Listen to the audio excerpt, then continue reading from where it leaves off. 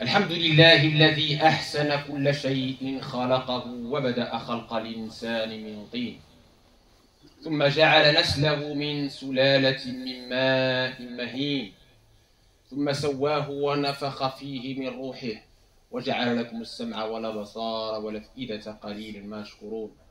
الحمد لله الذي أسبغ علينا نعمه ظاهرة وباطنة، ومن أعظم نعمائه نعمة الأمن والأمان ونعمة الإيمان من فضل بعثة النبي العدنان رحمة للأنام عليه أفضل الصلاة والسلام وعلى آله الأطهار وصحابته الأبرار خصوصا من المهاجرين والأنصار. أما بعد أيها المؤمنون، يقول عز من قائل بعد أعوذ بالله من الشيطان الرجيم: لقد من الله على المؤمنين إذ بعث فيهم رسولا من أنفسهم يتلو عليهم آياته ويزكيهم ويعلمهم الكتاب والحكمة وإن كانوا من قبل لفي ضلال مبين.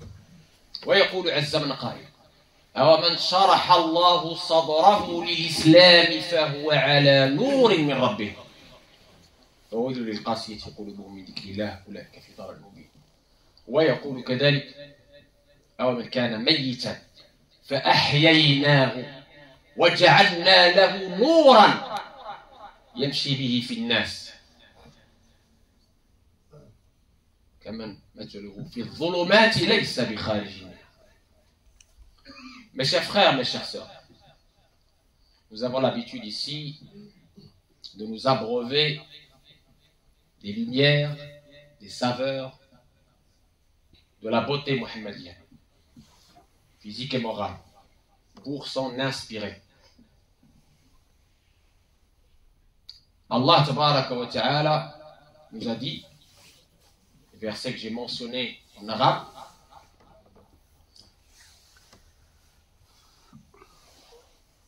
qu'il a privilégié parmi ses faveurs au profit des croyants. Les faveurs d'Allah au profit des croyants. C'est qu'il a envoyé chez eux un messager parmi eux qui leur récite le verbe d'Allah, les versets d'Allah, les purifie. Très important. Ce mot est très important. Les purifie. Avant même de leur renseigner le livre et la sagesse. Alors qu'ils étaient auparavant dans un égarement manifeste. Le deuxième verset que j'ai cité. Allah tabaraka wa ta'ala, encore une fois, nous rappelle ses faveurs, sa rahma, sa miséricorde, pour nous, en notre faveur, à notre profit. En y disant, n'avez pas vu celui qui était mort.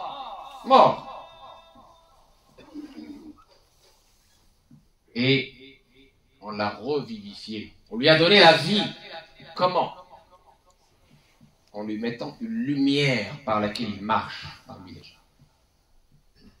Une lumière. أحبتنا في الله. إن الله تبارك وتعالى استخلفنا في هذه الأرض. أرض الامتحان. أرض الكبد. لقد خلقنا الإنسان في كبد. Allah tabaraka wa ta'ala nous a créés pour une principale raison, c'est de l'adorer. Je n'ai créé les djinns et les humains que pour m'adorer. Là, ça dit, l'adorer, c'est d'abord le connaître. Et il nous a honorés, faisant de nous ses vicaires, ses lieutenants. En étant soumis aux épreuves diverses et variées dans ce bas monde. Et si on réussit ces épreuves, il nous a promis les mérites et les récompenses innombrables et illimitées de sa part, car il est le plus généreux des généreux. إخوة الإيمان الإنسان الله تبارك وتعالى حباه بثلاثة أشياء، ثلاث مكونات خلقه الله عليها: الجسد ترابي، حيوان كذلك عنده جسد ترابي، العقل الذي ميز الله تبارك وتعالى به الإنسان فجعله مكرما، ومناط التكليف. العقل مرتبط بالتكليف، اللي ما عندوش العقل ما عندوش تكليف، يتحاسب لا من عند الناس لا من عند الله. ثم الروح، هو من أمر ربي، يسألونك عن الروح قل الروح من أمر ربي. Allah tabaraka wa ta'ala a créé l'humain avec 3 dimensions. La première, vous la connaissez tous, la dimension du corps, ce qu'on appelle la dimension charnelle, l'enveloppe charnelle. Le corps qui est de nature argileuse. Ce corps, un peu comme l'animal, il a des besoins d'eau, de nourriture, etc. Comme l'animal, exactement comme l'animal. L'animal aussi, il a un besoin, son corps a besoin de boire, de manger, etc. Se reproduit, très bien. Deuxième dimension, que l'animal n'a pas, qui est un privilège, un honneur pour l'être humain, c'est la raison. C'est grâce à la raison qu'on a été honoré et qu'on est responsable de nos actes devant les hommes et devant Allah. Tklif, on appelle ça tklif. C'est pour ça que, par exemple, le fou n'est pas responsable de ses actes, donc n'est pas jugé. C'est pour ça que l'enfant n'est pas jugé, etc. Bon, jusqu'à ce qu'il soit pubère. Et la troisième et dernière dimension, très importante, que beaucoup négligent, occulte, c'est la dimension spirituelle, la dimension de l'esprit, qui est que seul Allah tabaraka wa ta'ala connaît vraiment. Certains l'appellent aussi la dimension du cœur. C'est lié. Cet esprit qui est une lumière de la part d'Allah.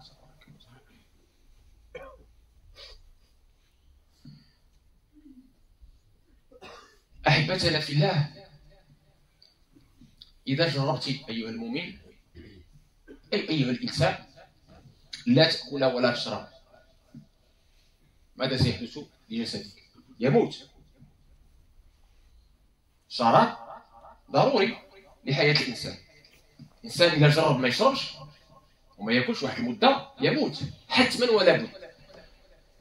إجماع لا يخالف في ذلك أحد. إذا الإنسان لم ينعش عقله، أفكار، دلائل إلى آخره، يحدث له كذلك تشنج، مابقاش يفهم.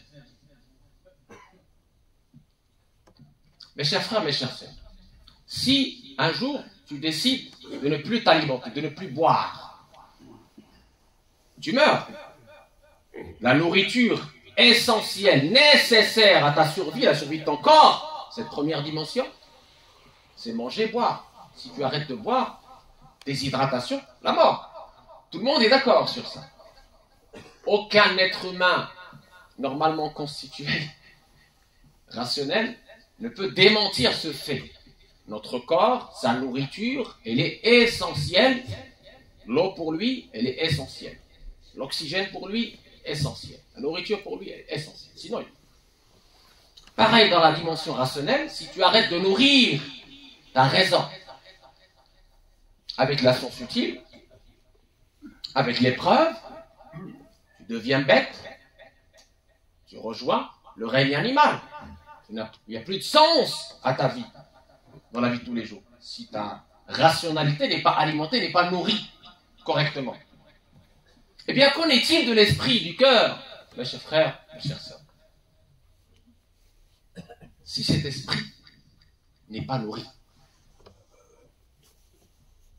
qu'est-ce qui se passe?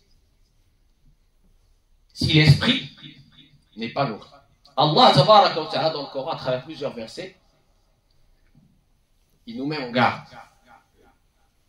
Les versets que vous avez entendus parlent de cette dimension de la tazkiya, de la purification, que Allah tabaraka wa ta'ala a donné à son prophète, qui vient avant l'enseignement. Donc avant la rationalité, il y a la purification, qui est plus importante que toute autre chose. Cette purification. Dans les deux versets que j'ai cités, on parle de lumière, à travers laquelle le cœur est illuminé, le cœur est vivant. Et dans le Coran, dans plusieurs versets, on nous parle de plusieurs cœurs, de plusieurs typologies de cœurs. On nous parle d'un cœur rouillé, aveuglé.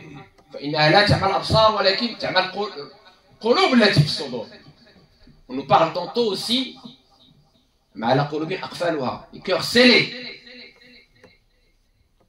On nous parle de cœurs aveuglés. Et on en parle de cœurs durs.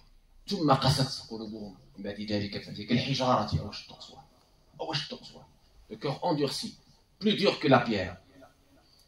Et enfin, la mort du cœur, qui ne distingue plus le bien du mal.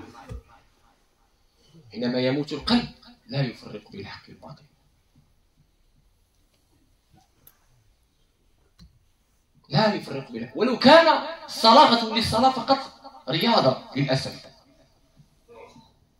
Même le culte, il devient une espèce de gymnastique sans fond, sans profondeur, sans présence. Des formes mortes. Comment?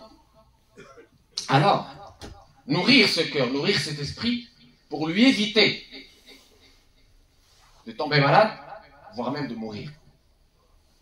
آخر دعوانا الحمد لله رب العالمين. الحمد لله الواحد بلا عدد، الحمد لله رافع السماء بلا عمد، الحمد لله لم يولد ولم يلد، والصلاة والسلام على المبعوث بالرشد وآله وصحبه والمقتدي. J'ai posé la question, maintenant qu'on sait qu'il y a pour le cœur, pour l'esprit, une nourriture nécessaire, sinon il tombe malade et il meurt. On le sait. J'ai posé la question, alors comment nourrir ce cœur? On sait que pour nourrir le corps, on va boire, on va manger à des heures précises pour éviter la déshydratation, la faim, etc. Parce qu'on sent la faim.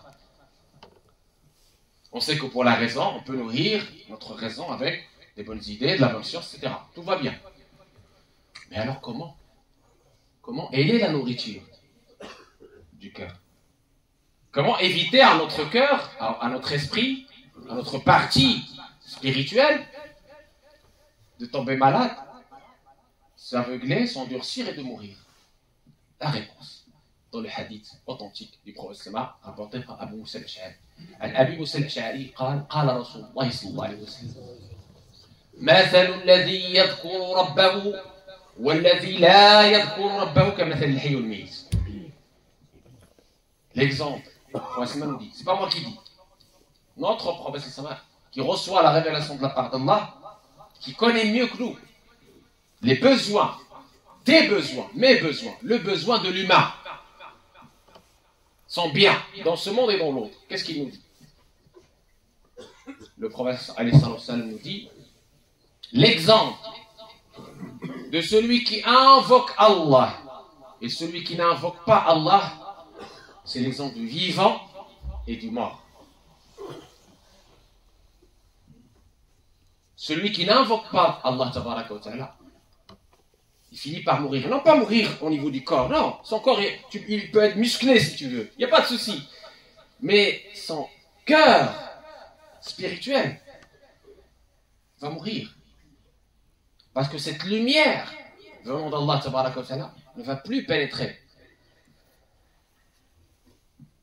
Et elle va être remplacée par l'obscurité. L'invocation d'Allah, mes chers frères, mes chers sœurs, on en a parlé plusieurs fois, c'est la nourriture des cœurs. C'est ce qui permet d'irriguer ton cœur, de le garder vivant, distinguant le bien du mal, se repentant à Allah tabaraka wa ta'ala quand tu glisses, lors d'un faux pas. Adorant Allah tabaraka wa ta'ala avec présence. L'invocation d'Allah. Un jour, quelqu'un est venu voir le prophète, alayhi salam, il lui a dit, oh messager d'Allah, shara'i l'islam, le rituel, et c'est beaucoup pour moi. Le prophète lui dit, la yazalu lisanuka ratban bi la ilaha illallah. Alors, invoque Allah avec la ilaha illallah. De cette façon,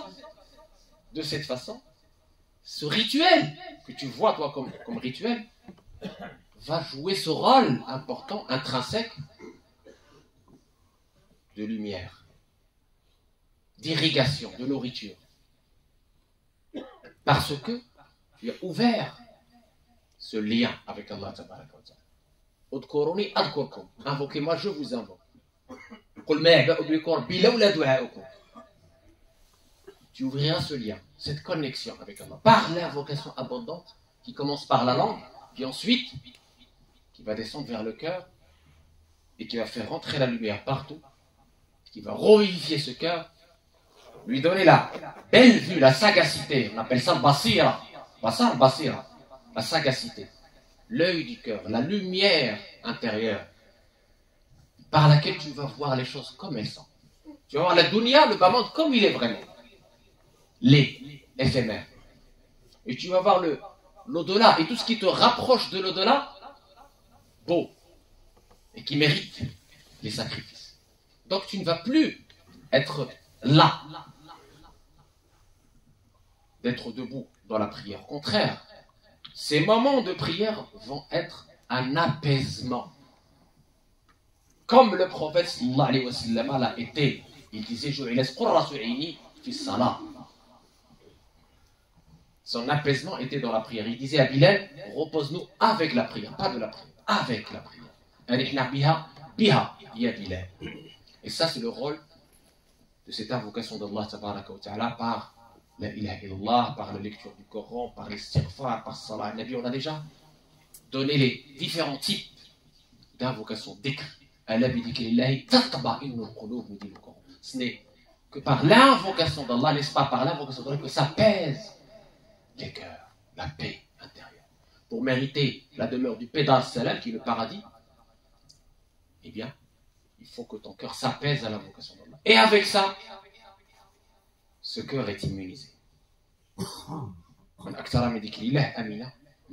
Celui qui invoque Allah abondamment, il est protégé de l'hypocrisie. Immunisé de l'hypocrisie, nous dit le prophète. Et en témoigne le verset du Coran. إن المنافقين يخادعون الله وخادعهم وإذا قاموا إلى الصلاة قاموا كسالى يراءون الناس زين ولا يذكرون الله إلا قليلا. Mais qu'est-ce que لا يذكرون الله؟ لا يذكرون إلا قليلا. Allah a donné comme caractéristique aux hypocrites qu'ils n'invoquent Allah que très peu. Que très peu. Il n'a pas dit n'invoque pas, que très peu. Le prophète sallallahu alayhi wa sallam a invoqué Allah dans toutes les situations. C'est cette invocation d'Allah qui permet la vie du cœur. Comme l'eau et la nourriture permettent la vie du corps. إخوة الإيمان الدنيا ملعونة ملعون ما فيها إلا ذكر الله وما والاه وعالم ومتعلم.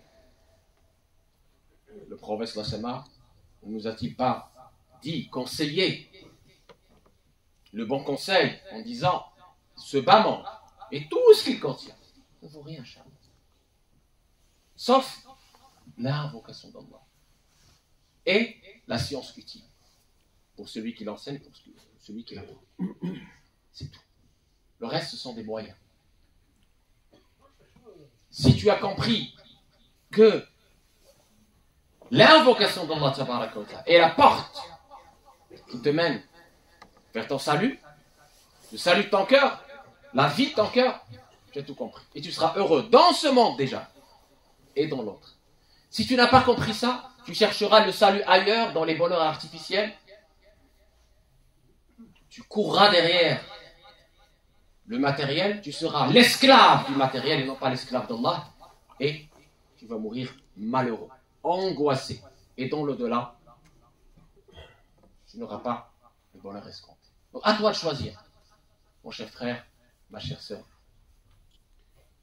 Choisis la bonne nourriture pour ton cœur, pour le garder vivant et pour que tu puisses vivre une vie heureuse et paisible dans ce monde et dans l'autre.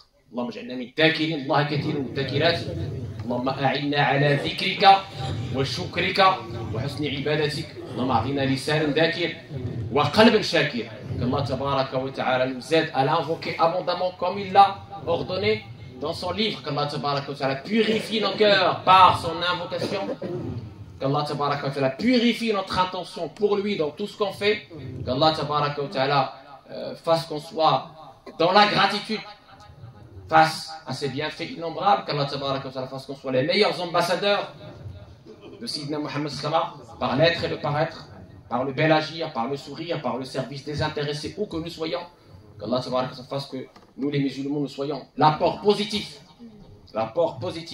pour notre pays la France et l'apport positif pour l'humanité tout entière sur les pas de celui qui a été la miséricorde envoyée aux univers.